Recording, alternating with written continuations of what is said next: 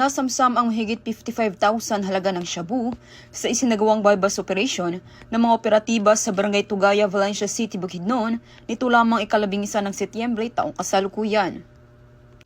Kinilala ni Police Lieutenant Colonel Brian M. Panganiban, hepe ng Valencia City Police Station, ang suspect na si alias Jeff, lalaki, 36 anyos, residente ng nasabing lugar at isang DI listed. Nakumpiska mula sa suspect ang tinatayang 8 gramo ng hinihinalang shabu na may standard drug price na 55,760 pesos at iba pang mga drug paraphernalia. Maharap ang suspect sa kasong paglabag sa RA 9165 o Comprehensive Dangerous Drugs Act of 2002. Mula dito sa Camp Capistrano, Gusa, Cagayan de Oro City, ako ay inyong Police News Network correspondent, Patrolwoman Riami B. Sanchez, alagad ng batas, tagataguyod ng Balitang Pulis.